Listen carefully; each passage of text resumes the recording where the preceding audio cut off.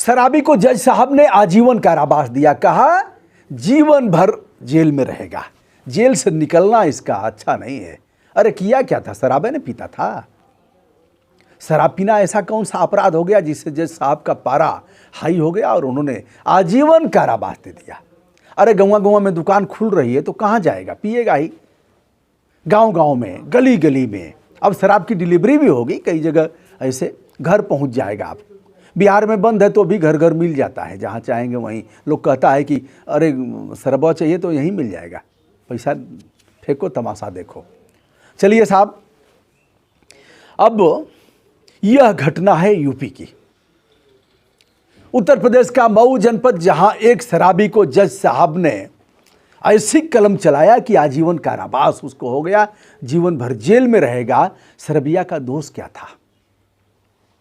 अमिताभ बच्चन के पिता हरिवंश राय बच्चन ने लिखा है मधुशाला में, दैव अदैव जिसे ले आए, दैव माने देवता, अदैव माने राक्षस, मथ करके दैव अदैव समुद्र मंथन करके ले आए, दैव अदैव जिसे ले आए ये संत महंत मिटा देंगे। दैव अदैव जिसे ले आए संत महंत मिटा देंगे। किसमें कितना दमखम है ये खूब समझती मधुशाला, किसमें कितना दमखम है यह खूब समझती मधुशाला। बैर बढ़ाते मंदिर मस्जिद, प्रेम बढ़ाती मधुशाला। मैं इसका समर्थन नहीं करता हूं, लेकिन एक चीज तो है, दैव अदैव जिसे ले आए ये संत महंत मिटा देंगे, ये जोगी बाबा मिटा देंगे, कुंभ मेला मिटा देगा, ये शंकराचार्य मिटा देंगे, ये महामंडलेश्वर जगत गुरु मिटा देंगे। दैव अदैव जिसे ले आए ये संत महंत मिटा देंगे। किसमें कितना दमखम है ये खूब समझती मधुशाला, किसमें कितना दमखम है। आइए विषय पर आता हूं। जज साहब का पारा चढ़ गया और शराबी को उसने दे दिया। सबको मालूम है मैं शराबी नहीं, फिर भी कोई पिलाए तो मैं क्या करूं। अरे कोई क्या पिलाएगा? अरे तुम घर फूंक के पियोगे, बेचोगे, पत्नी को मारोगे, पीटोगे और जैसे भी करोगे, चोरी करोगे, शराब पियोगे। और शराब तो बाबा बिचवाएंगे।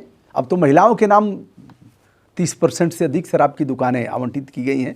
एथेंटिक नहीं है, लेकिन आप देखते हैं ना, अनुज्ञापी फलाना सिंह, फलाना तिवारी। क्षमा करिएगा, मैं किसी जाति विशेष का नहीं कह रहा हूँ, लेकिन अल्पसंख्यक लोगों की दुकानें मैंने नहीं देखा अभी तक।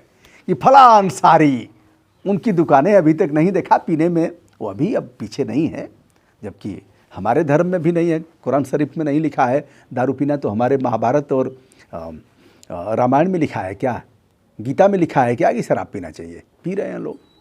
आइए साहब विषय पर आते हैं। जज साहब डॉक्टर बाल मुकुंद जी हैं, एचजीएस हैं, उच्चतर न्यायिक सेवा के अधिकारी हैं।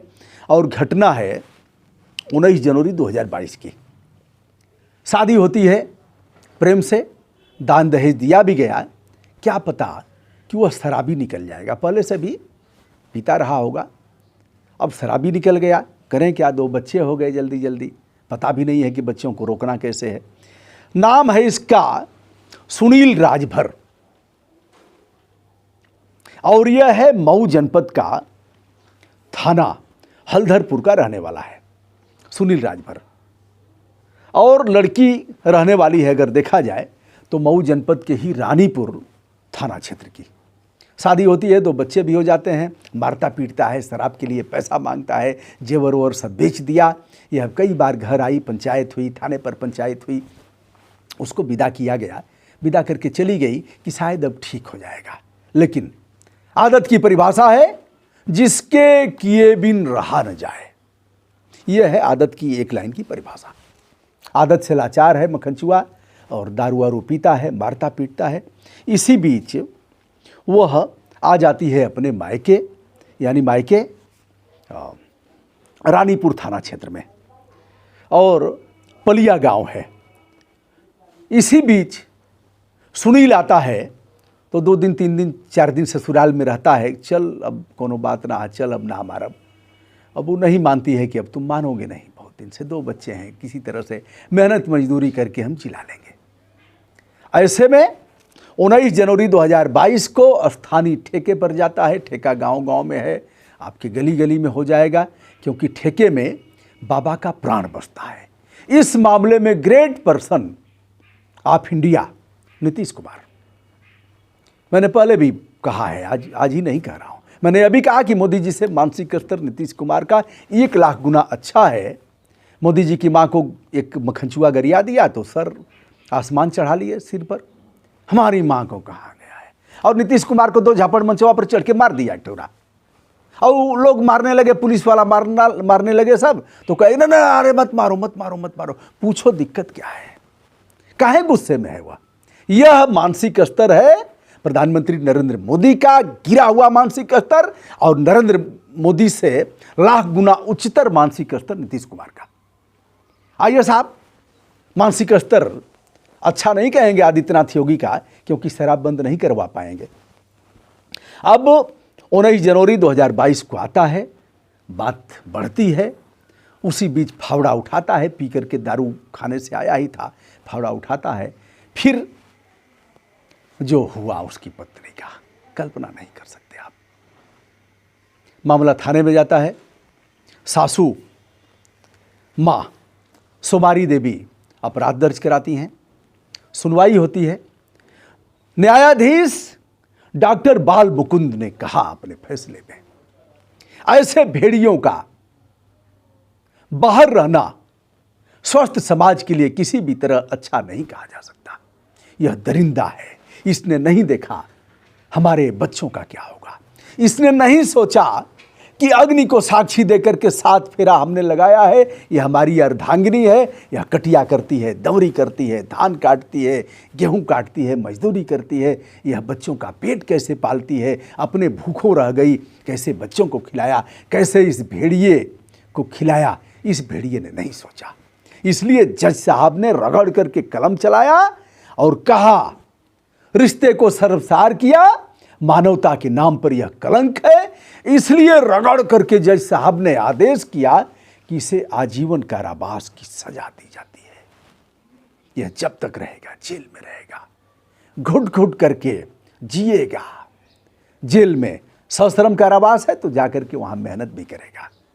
जेलवा में भी दारू वारू मिल ही जाता है, लेकिन इस मखनचुआ को नहीं मिलेगा, कारण कि इसके पास है नहीं। तो जेल में खटेगा और जो अपराधी हैं वो गाली देंगे, पिटाएगा भी, और जेल में ही अपने बच्चों का भी मुंह नहीं देख पाएगा। दोस्तों, इस घटना से कौन सी सीख लेते हैं? ओम प्रकाश राजभर इसी समाज के मंत्री हैं, पहले भी मिनिस्टर रहे, अभी मंत्री हैं।